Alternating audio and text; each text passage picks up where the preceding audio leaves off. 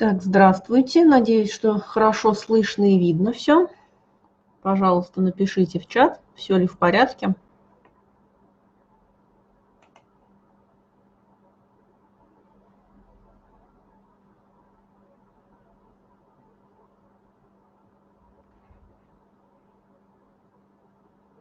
Что-то непонятное написано. Все хорошо, отлично, спасибо. Okay, then I'll switch to English. Good afternoon, or rather evening, dear colleagues. Happy to see you. And I hope that you will actively participate in our meeting, because we are going to continue talking about our hard and soft skills for teaching English. So I will switch off my camera and we will focus on the presentation. So if you have any questions, suggestions, please write into our chat room. So our second meeting will be devoted to our probably most important skill, hard skill, which is knowing the subject. Now, what does it entail exactly? Of course, it will involve fluency in a foreign language, that's for sure. And of course, for us, it's really a hard skill. We have to know it very precisely, use it accurately, but actually that's not enough for teaching. So, what other things can be included into knowing the subject for an English teacher? If you have any ideas, please write into the chat room. We will discuss them. But I will suggest three aspects.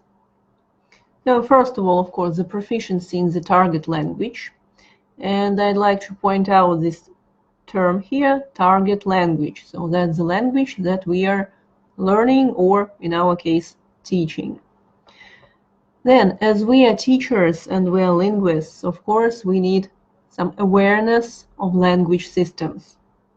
What a language consists of, how it works, and how it can be compared to other languages, including our native. And finally, there is a third aspect, which is also important and which kind of comes out of the previous two. That's selecting appropriate methodology and resources. Because it's not enough to have fluency in the language. It doesn't mean you can explain how it all works. And it's not enough to know the linguistics as a scientific discipline, because it's no use when you work with young kids, for example, right?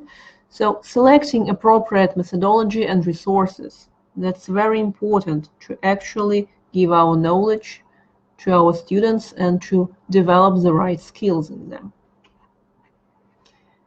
And if we look at it in more detail, we will see that knowing the subject later comes down to teaching certain areas of the language, which will include grammar, lexis, phonology, a set of skills such as speaking, listening, writing, and reading, and also knowledge of such things as register and genre, especially if we speak about taking exams, both national and international. Register is important. If we speak about essays, we have to know that we cannot write them in the usual colloquial everyday register. And the same is true for personal letters. If you're writing a letter, you cannot use the same language as you use while writing an essay. So that's what's important for our national exams.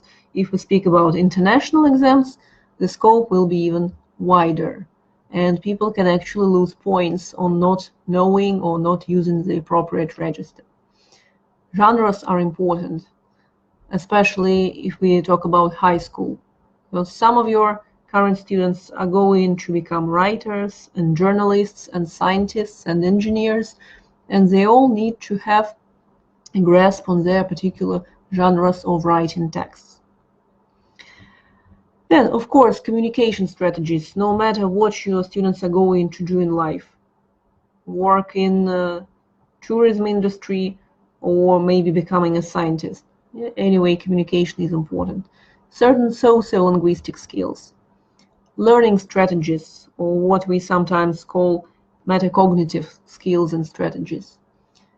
certain knowledge of varieties and standards of English, because it differs, and sometimes Canadian people do not really understand people from some regions of Great Britain. So of course we need to have some idea at least. And contrastive analysis with other languages. Yeah, we can compare English to our language, we can compare it to the second foreign language your students are studying, so that would be a really useful skill. Now, speaking of language systems, I'd like to remind you that every language is a huge system containing several levels, and if we speak about Indo-European languages, we can probably divide them into the following parts. First, phonetics, and that's about speech sounds. Then phonology, which is about phonemes. So what's the difference? Of course, all of you learned it at university, but I'd like to remind you that in actual speech we use sounds, and they're always individual. We all have our specifics in how we pronounce things, and the same is true for native speakers of every language. So that's very personal and subjective and depends on a lot of factors. But at the same time, the language as a system has so-called phonemes. So these are ideal forms of the speech sounds used in this language. And we need to realize that phonemes of the English language are critically different from phonemes of our language. Yeah? That's why we should never ever write transcriptions with Russian letters. That's simply not true. The Russian sound P and the English sound P are very different, dramatically different, different in their quality. That's why it's impossible to compare them. Then, if we go to the next level, morphology, here we deal with words, but not just words, but we speak about their parts, what they consist of which affixes, suffixes and prefixes and roots and stems. And we speak about what it means for a word and for its functions, how it works later in a sentence, what part of speech it might be. And then we move to the next level, which is syntax, and that's where phrases and sentences come in. And we speak about functions of words in a sentence and how they form phrases, how these phrases later form sentences and texts. Then semantics, that's about meaning. Well, we say literal meaning of phrases and sentences, but we have to understand that, of course, many phrases already have the meaning which is figurative. Well, if we speak about idiomatic expressions, for instance. But what's more important is that the next level is pragmatic. So any phrase or sentence, no matter how literal and straightforward it is, might change its meaning in a certain context. So that's important, and that's what we need to teach our students. How things get more complicated and change from one level to another. And on this slide, there are some words which refer to different levels of the language. So I would like you to match them with the corresponding level. Take a look. We have phone, part of speech, morpheme, clause, object, and predicate. So what are these? Let's see. So we have already discussed that phonemes are some ideal forms of a sound. Yeah? If we speak about actual sounds of the speech, they are called phones. And again, they are not ideal, they are subjective, individual, and they appear in real speech. Then, with phonology and phonemes, it's all quite straightforward. And if we speak about morphology, so here we come across morphemes, or such things as roots and affixes. And here we speak about parts of speech, because they are determined by morphology. When we speak about phrases and sentences and syntax, we also might discuss such a thing as a clause. And here it's important to remember that a clause in Russian and in English are not always the same thing. So, of course, if we speak about compound or complex sentences, it's pretty much the same. Like if we say, I want to go to this concert because it is my favorite band. There are two very clear parts. We can call them clauses, and it will be the same in Russian and English. But at the same time, if we speak about participle clauses, in Russian and English they will be pretty different. Also here we need to take into consideration that parts of speech and parts of a sentence are very different things. So object and predicate are parts of a sentence. And if we speak about parts of speech, there are such things as nouns and verbs and adjectives. And a noun, for example, can be basically anything. It can be a subject, an object, sometimes it's part of the predicate. That's why they are not one and the same. We need to think about the function and the level of the language which we deal with.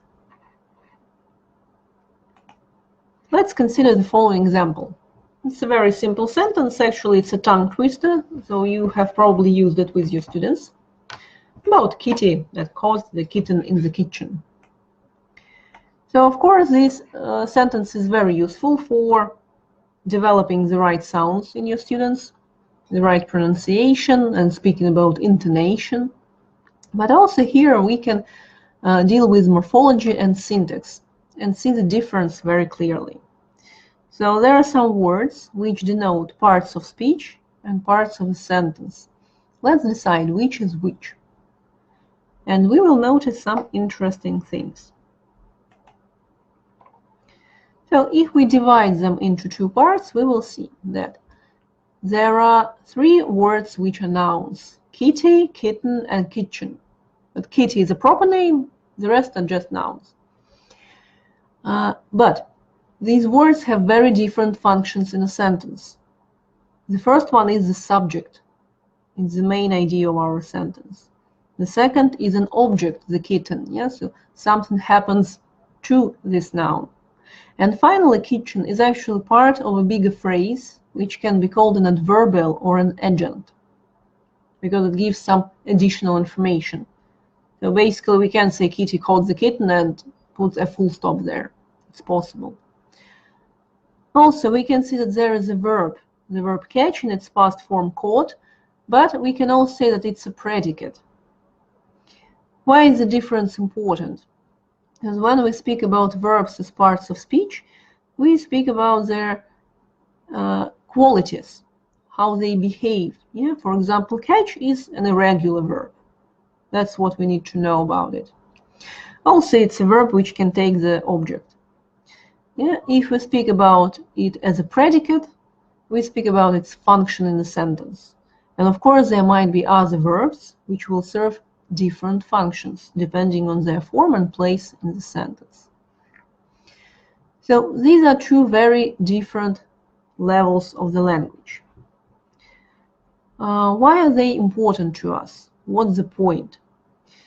The point is that to learn language, we need to understand how it functions.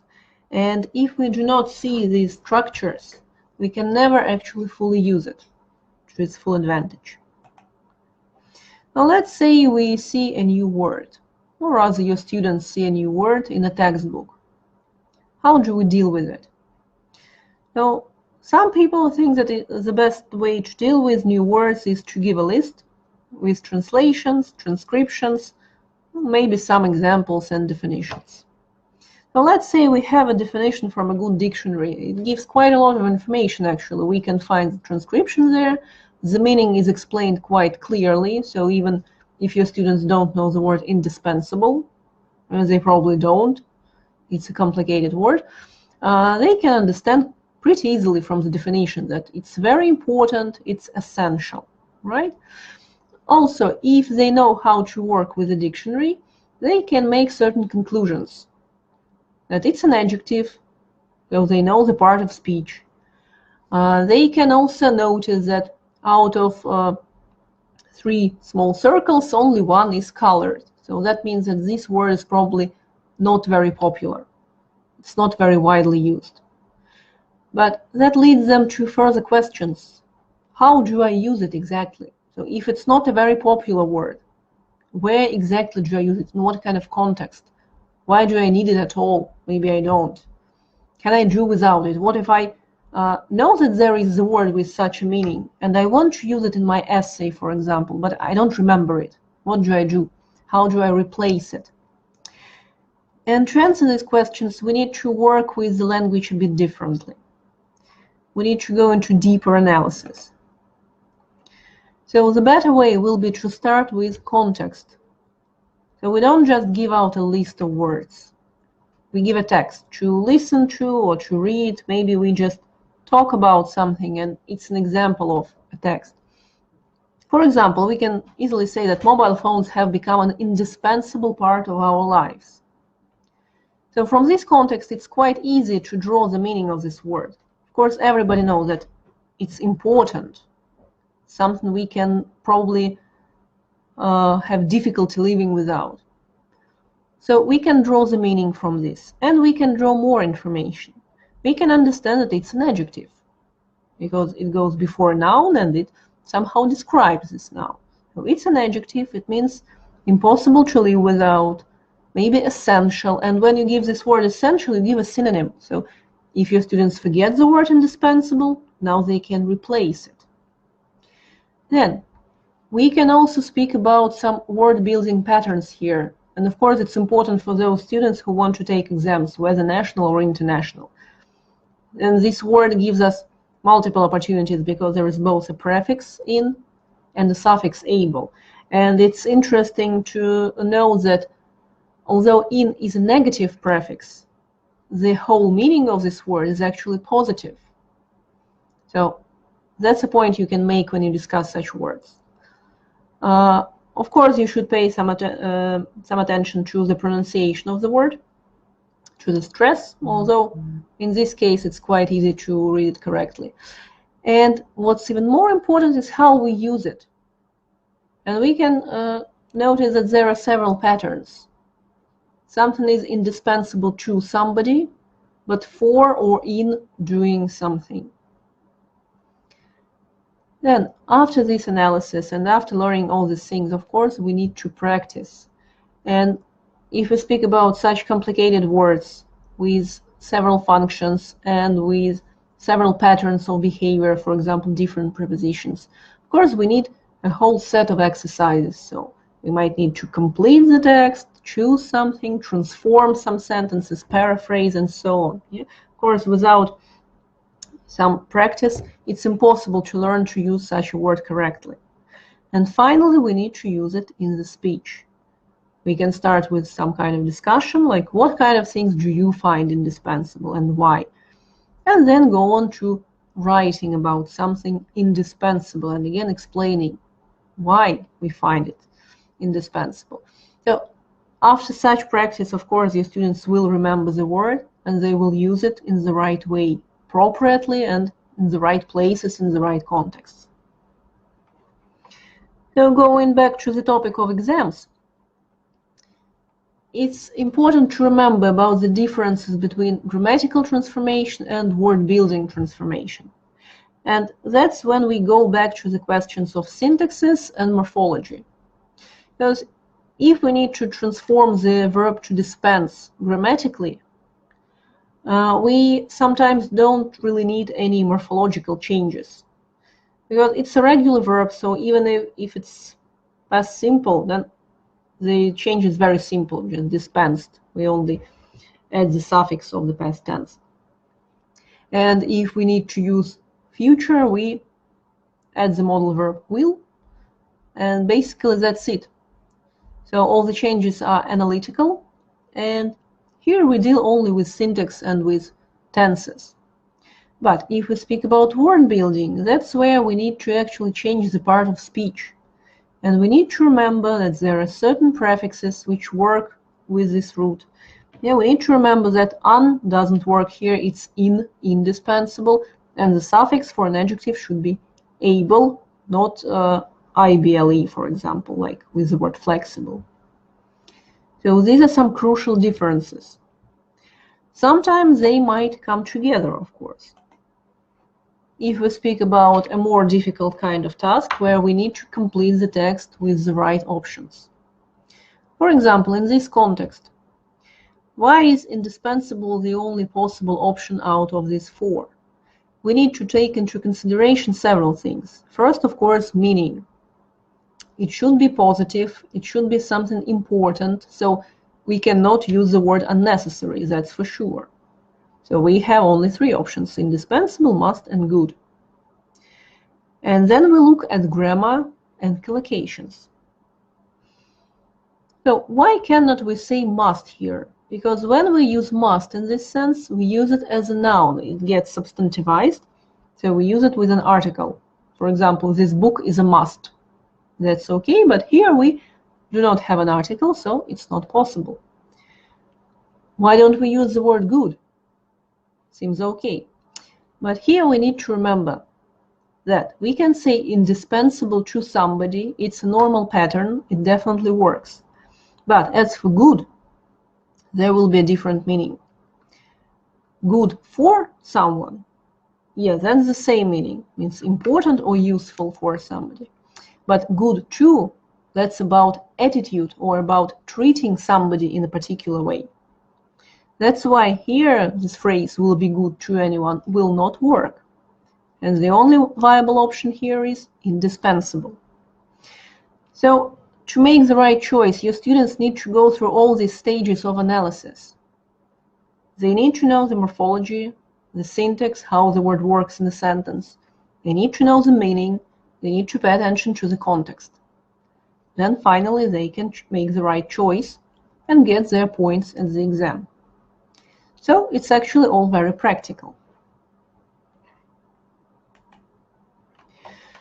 Now another question is level appropriateness, because the tests that I showed you are all tests for the national exam, so for students of high school. And of course, younger kids will probably find it very difficult or boring, or sometimes totally incomprehensible. That's why we should think about how appropriate the material is for a certain level, and how we can abridge it, change it, modify it to make it more appropriate. So I'd like to remind you of this European scale of levels. And basically there are three main groups. There is the basic user, independent user, and proficient user. And the basic user, that's about two levels, beginner and elementary.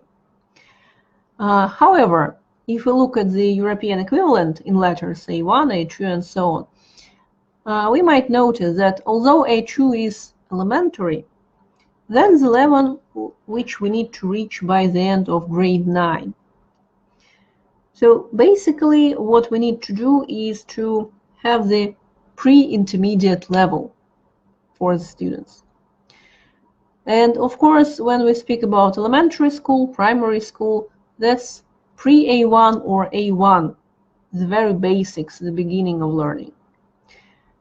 In the middle school, from grade 5 to grade 9, that's the elementary or pre-intermediate level.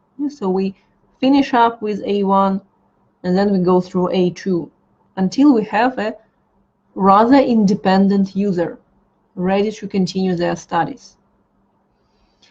And then in grades 10 and 11, we have to go through with two levels, B1 and B2, intermediate and upper intermediate, because that's what's written in our legal papers, which determine what and how we teach. So that's not an easy task to cover two levels in just 2 years.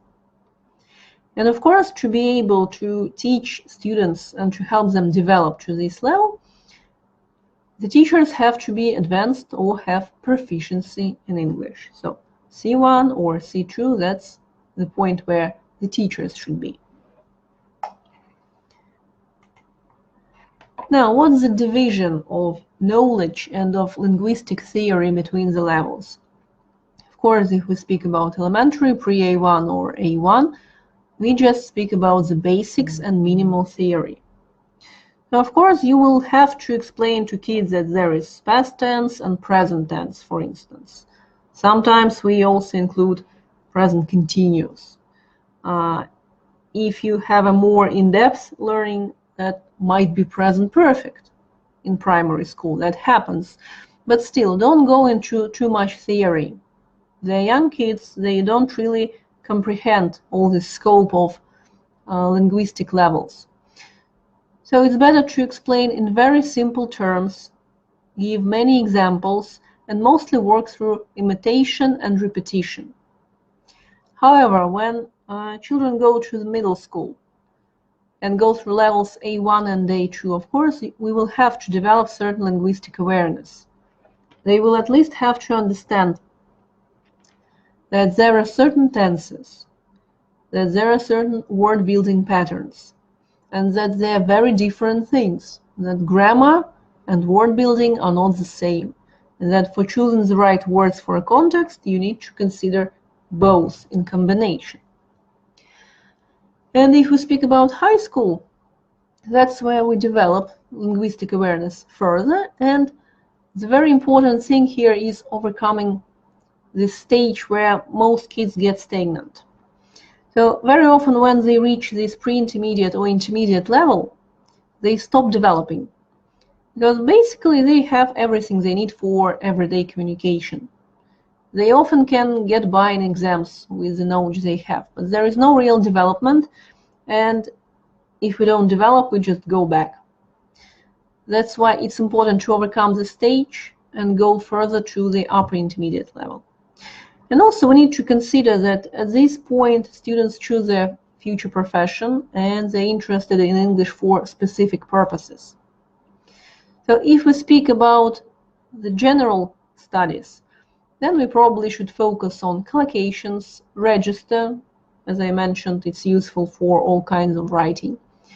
And also on multiple meanings, synonymous constructions, and so on. So we enhance the knowledge and we develop the skills. But if your students choose to work in linguistics further in life and specialize in arts, and that might include linguistics, philology, and other related studies, for example, psychology, which might include psychology of the language, then we will need more advanced theory. We'll have to speak about comparative studies and compare languages, and probably translation. And again, here I'd like to make a point of this. Translation is not just giving a list of words and their equivalents in another language. And it's not reading the text and translating it so that everybody understands what it's about. Translation here is a special discipline. It has certain rules. It takes into account genres and registers. And we need to understand that translating fiction is very different from translating a scientific text. And that in speech, it's very different from writing. So here translation should be approached as a kind of science. And finally, if our students are in any pre-professional classes, and it's very likely that they are, we have to remember such an important thing as content and language integrated learning. So of course, if your students are future engineers, you focus on scientific and engineering texts. If your students choose to be in the military, then of course you need to speak about military history, military professions, new developments in technology related to this sphere, and so on and so forth. So you have to modify what you teach to their interests so that they actually draw some useful language and they can speak on professional topics. Now, if we consider some examples, let's say pronunciation, how does it change from level to level? Of course, if we speak about elementary students, we start with phonics. And the first thing that they need to understand is that letters and sounds are very different things. So what I'm very much against is teaching children to read transcriptions at this level and also teaching them rules of reading. Because actually, as you are very well aware, there are no rules in English that actually work. So what's better is to teach them that letters and sounds are different and try to teach them certain combinations of letters and how they are pronounced. So if you take a look at some books by Oxford or Macmillan, you will notice wonderful complexes for teaching phonics, where children listen, watch cartoons, imitate the sounds, and they very quickly grasp this idea that the letter A is very different from two sounds, A and E, that they can encounter in real speech. And they very quickly learn how to read them if they see many examples, and if they sing songs and read together and chant and repeat multiple times. So here we mostly learn through imitation. Now, as we become older and go to middle school, of course, we can analyze the language better, and we pay more attention to intonation and stress and to sentence type, and we might notice that even if the type is generally the same, like questions, still within it there is also a certain division, and special questions are not the same as general questions. The intonation is different, the attitude is different, there are different scales which we use in speech. And when we transition to high school, we can talk about it in more detail and speak about genres and attitudes and accents and varieties of English. And if you listen to a person from, let's say, Wales, you will notice that the intonations are very different from the received pronunciation. But it's important to know that they exist, and these people are also native speakers, and they have a right to speak in this way. So we should probably adapt and try to understand them. Well, of course, this division into levels is important everywhere, especially when we speak about vocabulary. Because there are teachers who unfortunately tend to give too much vocabulary at one point. So of course they mean well, they want their students to have an extensive vocabulary, but young kids cannot comprehend and memorize 10 words describing character in 15 minutes. It just doesn't work like that. So we should start small and enhance the vocabulary step by step. Let's take an example. The word hard. It's short, just 4 letters. It's easy to pronounce. There is no question about how to read it. So it's a good, suitable word for a very low level like A1. Then gradually we can add another word, which is sometimes more appropriate, and then the word difficult. But again, it can be difficult to pronounce for kids who are in grade 1 or 2. Later in life, of course, they will learn it, they will use it, and you can also teach them that you don't have to always use words hard and difficult. There is another way to paraphrase. You can say, it's not easy, for example, not simple enough, and so on. Yeah? So that's when synonymous constructions come to help. Later, we can add more words, and these words will have certain shades of meaning. For example, complicated and confusing. Yeah? So this is a stage, B1 or B2, so somewhere around the intermediate and later upper intermediate level, where we explain that hard has a lot of meanings. It can be hard as difficult, or it can be hard as some rock surface, or it can be hard as tough, and so on. Yeah? But there is also hard as difficult or complicated for understanding. And we can make it more emotional by saying that it's confusing. So the vocabulary is growing, and we can express more meanings and more shades of meaning. And then if your students are going to study the language seriously and they want to reach another level, let's say advanced, we can add such really complicated and sophisticated words as daunting or arduous. Now, I chose the word daunting here because it's basically in any foreign textbook which is of upper intermediate or advanced level. So it's actually a very popular word. Not suitable for lower levels, not suitable for intermediate even, but upper intermediate and advanced, yes, that's where you should know the word daunting. But that's not the only word which might mean difficult at this higher level. There is also arduous, and there is also such a word as onerous. So onerous is a pretty rare word. You will never see it in a school textbook.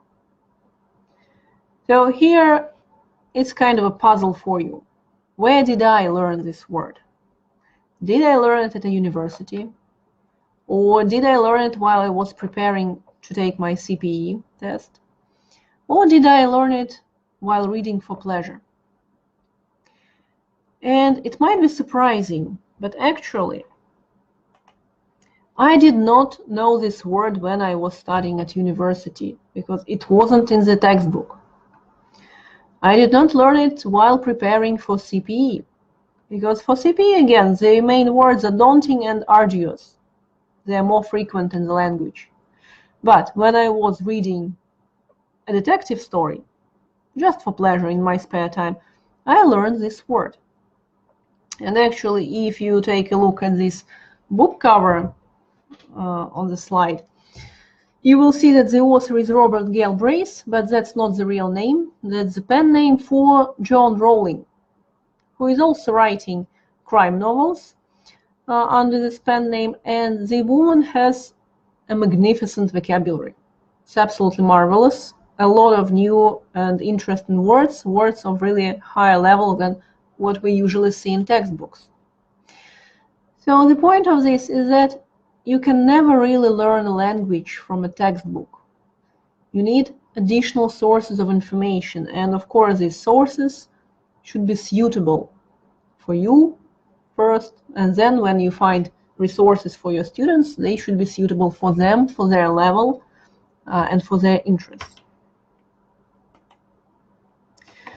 Now, as for grammar, here it's usually simpler because we know for sure that there are some constructions which are too difficult for young kids. Of course, we will not learn about emphatic inversion in elementary school or even in middle school. That's something for levels upper intermediate or advanced. So not even all high school students learn this construction.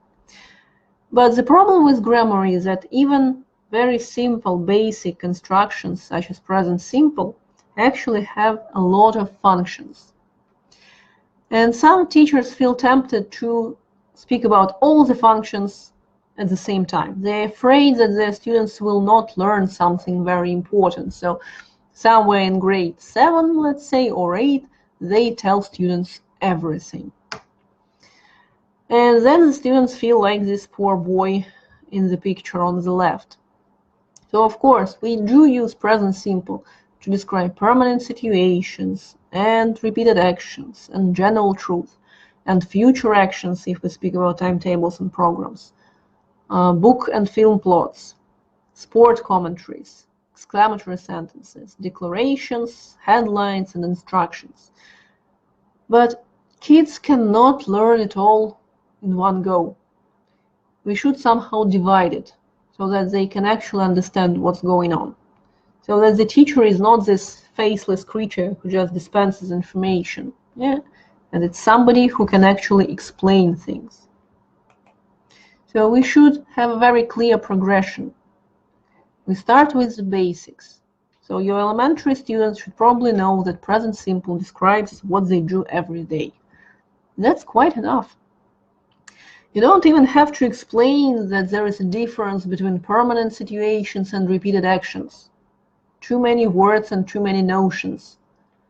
Kids easily imitate things. So if you speak about everyday stuff in present simple, they will definitely imitate you and do the same without even understanding the theory. When we go through middle school, of course, we should discuss some main functions of this. We need to add that we can use present simple to speak about the future. But if we talk about timetables and programs, for middle school students, that's something they can actually use in their life. So we can probably add about book plots, because usually we do write book reviews or film reviews in middle school. About sport commentaries, not so much maybe. That would depend on your students' interests. If you know they're interested in sports, that would be a great example to explain how present simple works. But if they are not, then probably you can omit it. And then in high school, when you speak about some details and some subtle things about tenses and how they work, then you add all the specific things about instructions and headlines and so on. That's when they know how to use it, when they can actually speak using present simple quite often. And now you can add some details. So you can also use it in this and that situation. Now we should also take into consideration the changes happening in the language. So we as teachers are supposed to follow such things and then bring them to our students. Because when they look for language on their own, they very often find things which are not true on the internet. Or they might listen to some bloggers who are native speakers or almost native speakers, if we speak about people from Singapore, say. And they can pick up some mistakes. And there is a difference between new trends in a language and changes in language and actual mistakes. So let's take a look. So nowadays, or actually not really nowadays, but in the last 50 years, there has been a shift from using infinitives to using ing forms. But when is it true? You still cannot say enjoy to, you still say I enjoy doing things. It's not possible to change something. But with some verbs, which can take both forms like start or begin or continue, people tend to use ing forms. So it's more natural to say I started learning. Though of course there are cases where full infinitive will be preferable. Why? Because, for example, the word start is already in the continuous form. Yeah, like it's starting to rain sounds a bit better than it's starting raining. Yeah? Too much of ing. And generally, English is becoming more progressive. So continuous forms are used more and more often. Instead of saying I should go, most people will say I should be going. And this construction might seem very strange and unnatural to our students. So that's what we have to explain to them, that it's normal. And that's actually describing the situation now. Now I should be going. And there is a certain difference between should and infinitive and should and progressive infinitive. Also models, that's very often a problem with old textbooks. Still in some school textbooks we can see that the authors write we say I and we shall and all the rest will. But that's not really true nowadays. Everybody says will, I will and he will. And people don't really use the verb ought to so much. They say should. Must sounds very categorical. So people try not to use it too much. They say have to instead of that. So, of course, it's easy to teach must. It's simple. It doesn't change. It takes the infinitive without the particle to. So again, many people are tempted to teach what's easier. But that's not what's right. Because native speakers nowadays mostly use have to, so you should probably teach your students as early as possible that some things I can do and some things I have to do. In the same way, will is simple, but again, very categorical. So people tend to say, I'm going to, I have an intention. So again, this construction is more useful and we should teach it earlier. Although again, many textbooks choose will because it's simpler. And another interesting thing, when we speak about the passive, of course, we should teach our students that we use the verb to be. But we should also explain to them that it's very formal. And in everyday speech, of course, people tend to replace it with get. Like he got fired again last week. Not was fired. Was fired sounds very formal. A native speaker probably will not use it. Now, here we have a screenshot from quite a popular textbook for grade 3 or 4, as far as I remember. And this textbook teaches the children to say, I like to do something. Probably because they don't want them to confuse present continuous and the gerund. But we have to understand that it's not natural. People don't say it. Yeah, since 1940s, some verbs such as start and begin started working more with the ing form, And somewhere about 50s or 60s, that's the time when emotion verbs like, love, hate, fear, they all started taking ing forms after them. So of course, it's much better to teach your students to say, I like playing football, instead of I like to play football. Yeah? You don't have to teach them what's written in the textbook, because textbooks get old very quickly. They get outdated very quickly. And it's our job to add the information which is necessary and to explain that the language actually works a bit differently. And of course, saying I like playing football, it's more natural and gives a clearer meaning, because it means I enjoy the process of playing football, instead of saying I choose or prefer to do so. Of course, at the elementary level, you don't have to explain that I like to and I like doing have slightly different meanings. That would be too complicated for kids. But you can explain it later in middle school, that the meaning actually changes.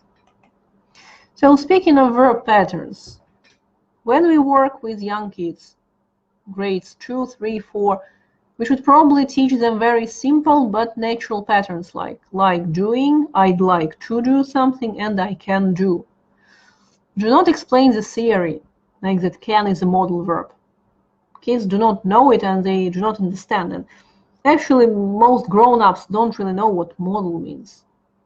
So just give them the patterns, practice a lot, and they will use them correctly. Later, during their middle school years, we can add more phrases like enjoy doing something, yeah? Or prefer doing or prefer to do. And here we can speak about slight differences of meaning. Now, when I say I prefer or I like to, I make a choice. Yeah, when I say I prefer or like doing, I speak about actually enjoying the process. We can also add that some verbs can take both forms and there is no change in meaning. You can say continue to do or continue doing. And again, some school books say that there is only one form possible, but it's our job to know that it's not true, that both are okay, there is no mistake in using them. And we have to speak about verbs which do change meanings. But during middle school, probably about some clear cases like stop. Yeah, I've stopped playing and stopped to play. They're very different. They're obvious from the context. Now, when we go to high school, we can speak about more subtle differences, like with the verb to try.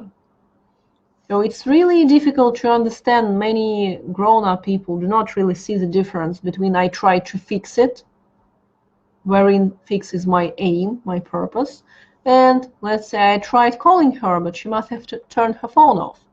So here, calling is not the purpose. It's a way to achieve something. Like I tried calling her and texting her and writing her emails, but still she didn't answer. And you can also add some constructions which do not use these patterns, but are widely used by the native speakers. So of course, you can say you have to try to study. It's grammatically correct, but it's not very natural. And the native speaker will probably say, you have to try and study. So that's what they do. They take the verb try and then another verb, which actually means what you should try to do.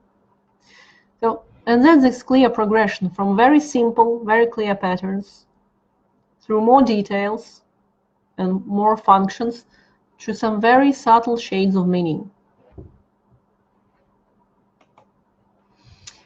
Now, how do we learn all these things and how do we keep up with the time? So, of course, subject knowledge is also a problem for our professional development. And this professional development might include a lot of things. Taking courses, working with native speakers, reading specific literature. But it doesn't have to be work all the time. It can be entertaining. So I would really recommend you to read as much as you can. Not only specialized books on teaching or linguistics, but also something entertaining, like crime stories or romantic novels, whatever you like. Yeah, because still, if it's modern literature, you can draw the real language from it, the real examples. And also don't forget about other kinds of entertainment, such as watching films, TV shows, and so on.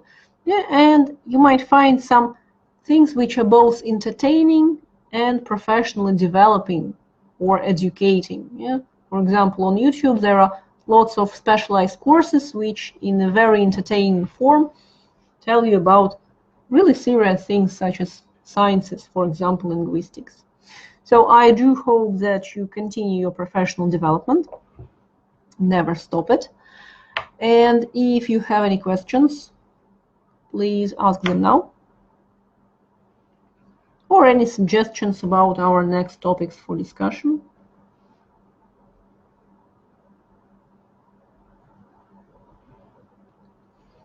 No, I don't see any questions. Then thank you very much for being here today. And our next meeting will be in November. So our next meeting will be on a different platform, which will be Zoom. So I do hope that next time you will actually talk to me and we will discuss maybe some cases from your career. So thank you very much for participating, and I'll see you next time. Goodbye.